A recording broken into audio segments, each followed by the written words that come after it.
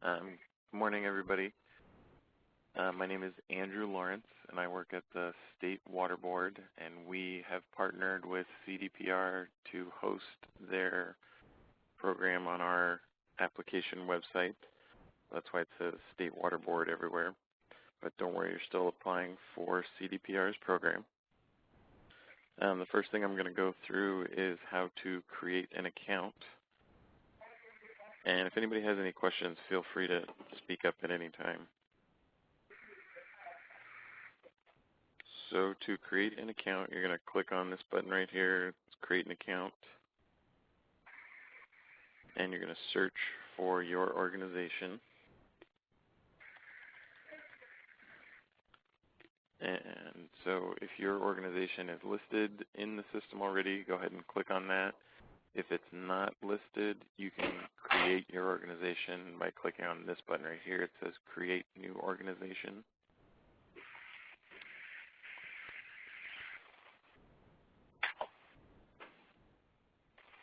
I'm going to go ahead and click on an organization that's already entered in the system. And then it's going to take you to a page where you enter your user account details.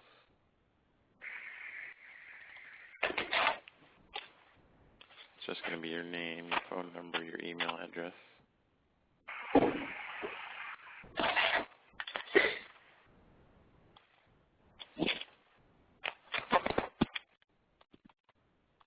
This is Becky Cisco. I do have a question. Are reviewers going to have to create user accounts? We will create the review accounts if you're going to apply for funding. No, not apply. I just wanted to see how. I'm going to be a reviewer. I just Sure. wanted to see how the system was going to work. No, you will not need to create an applicant account. Okay. This is just how to create an applicant account.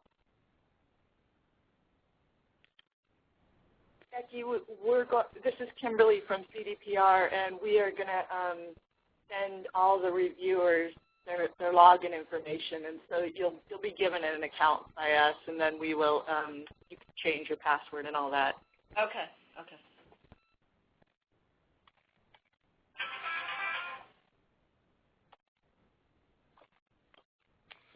I'm just going to go ahead and select my security question and then hit Create User Account.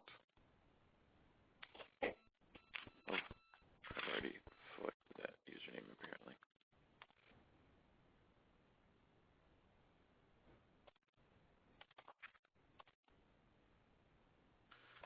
So then it's going to take you to a little confirmation page and show you your username and your password you just selected and your security question.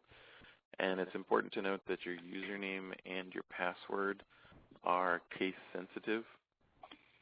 And the security question is just something there for us that if you forget your password and you call the help desk, it's something we can use to verify who you are. So after you create your account, you're going to hit this Back to Login Page button. It's going to take you back to the main page. So this is where you're going to come to start your application. And like I said, if you do have questions, this is also where the phone number and email address are for the FAAST help desk. And somebody should be available to answer your questions Monday through Friday, 8 to 5. So I'm going to go ahead and log in.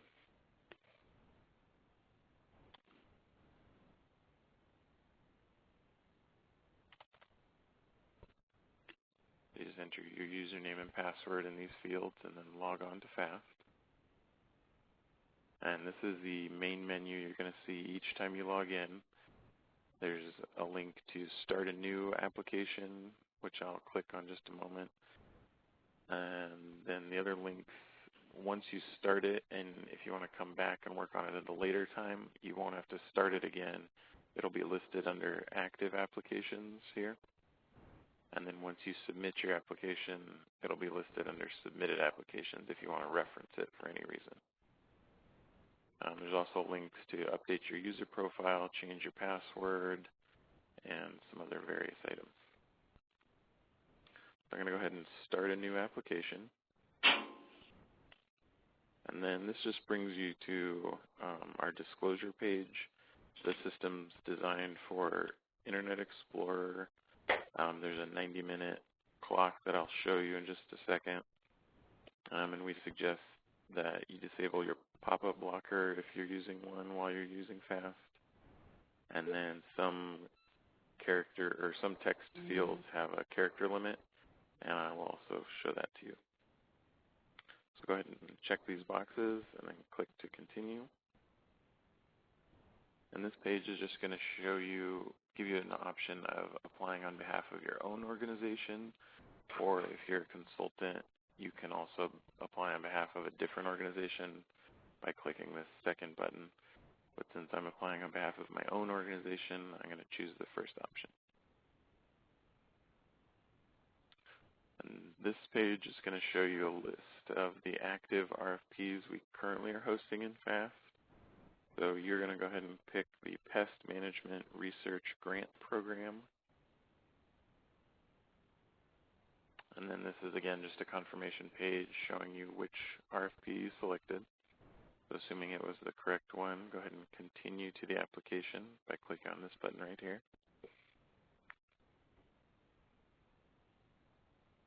And this is the General Information tab. The application is organized into these tabs along the top. The first one you're going to see each time is the General Information tab, where you can enter your project title, description, and we're going to ask you to select statewide for your responsible regional water board, just because that's a required field. And all the required fields are shown with a little asterisk over here to the right of the field.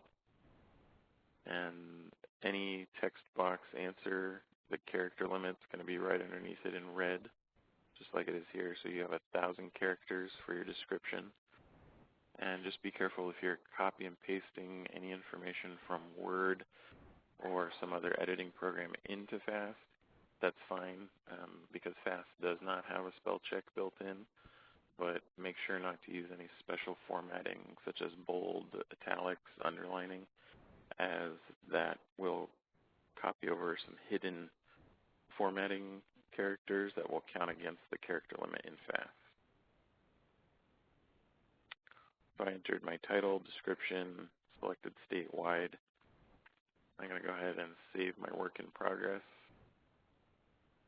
And the bottom of each tab has these buttons, a save button, this next button, which will save and take you to the next tab in the application, and then when you're all finished, a preview and submit button.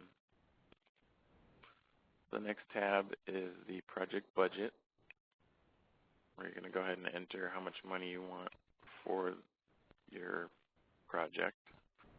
And this is also where, if you didn't enter a federal tax ID or a DUNS number when creating your organization, this is also another place you can enter it.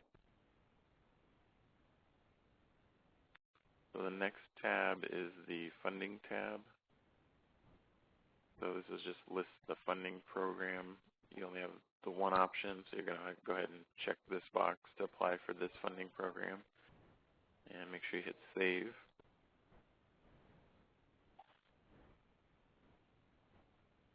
The next tab is the Cooperating Entities tab. And if Mark or Kimberly, are you still on the line? Do you know what you want them to put on this tab? We ask that you look at the solicitation. We're only requesting, I think, three people be included in here. One is the principal investigator. The second is the media contact, if your organization has that. And the third, I believe, was the person who will be dealing with your grants and has the authority to be a signature for submitting this this application. So if you put more people in, it's not going to be counted against you, but you don't have to. We just request that you give us those three here. There's another space in the questionnaire for all your team members. Okay, perfect. Does anybody have any questions so far?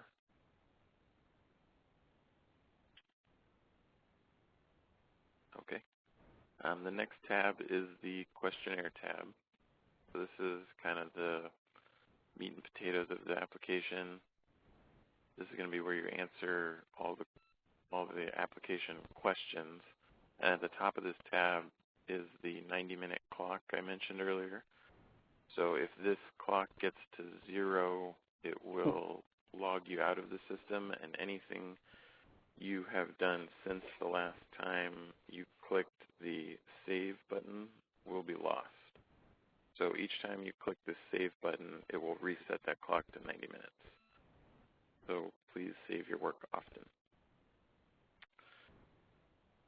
This just goes through the questionnaire. There's a link to the solicitation at the top here.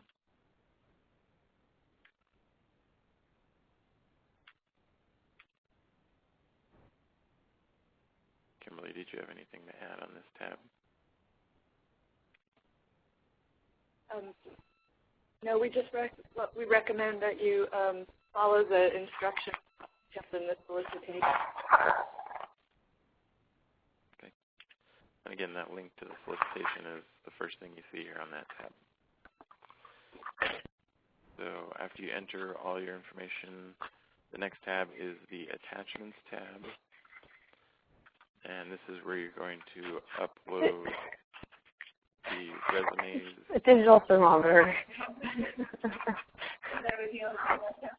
Yeah. This is where you're going to upload the resumes. You can edit its title if you feel appropriate, and it's just like attaching a file to an email. You just browse for the selected file and hit Attach,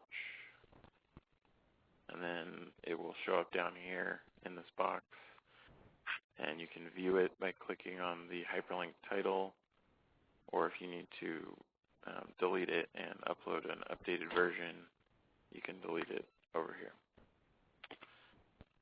And the last tab is just a status tab. It just kind of shows you what the current status of your application is.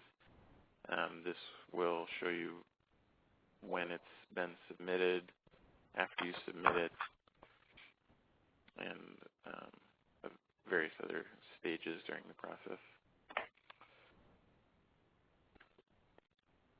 So after you're all done, you've answered all the questions on the Questionnaire tab and attached your attachments. You're going to go ahead and hit the Preview Submit button. And that's going to take you to this confirmation page. And this is just going to give you a read-only version of everything you've entered. If you'd like to print out your application for your records, I would suggest this be the page where you would print that. So if you're satisfied with everything you've entered, go ahead and click the Application Completion Check button. Oops. And if you miss anything, it's going to tell you what you missed. Apparently, I'm not asking for enough money. I'm going to go back to my application and ask for money.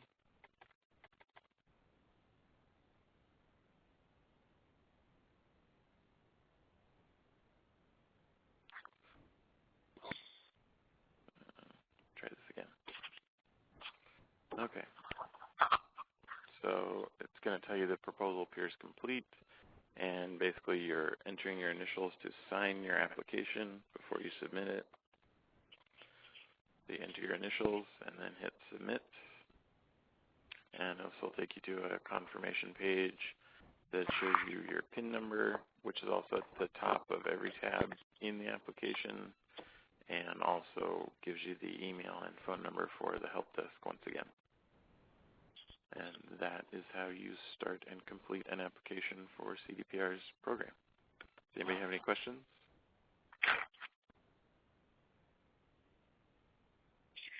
Can you repeat those three people, or the cooperating entities? Can you repeat those three people? The media contacts. The principal investigator, the media contact, if your organization has one, sometimes an organization like a university will have somebody specific that any media is directed boards if they want to write a little review that their grant was accepted or something. But if you don't have that in your organization, you can just list the PI there or not list anything. And then the other important one is the person in your organization who has the authority to submit this this application. And in universities, that's often not the principal investigator. So if you have a big organization like that, it's probably through your grant sponsor program. Are we done printing labels? Pardon?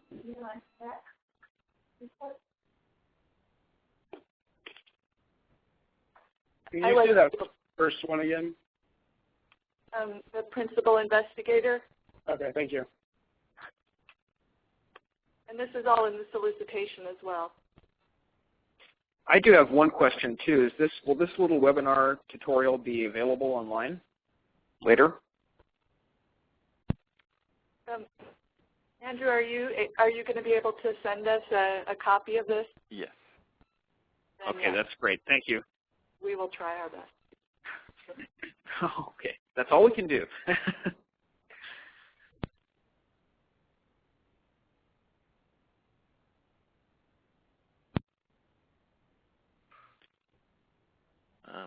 My presentation is complete. Do Mark or Kimberly have anything else they want to add?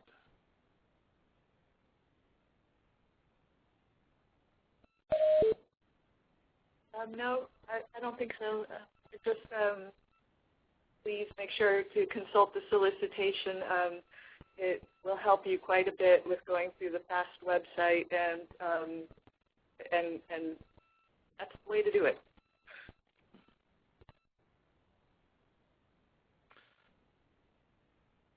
I guess if there's no more questions, then we're done.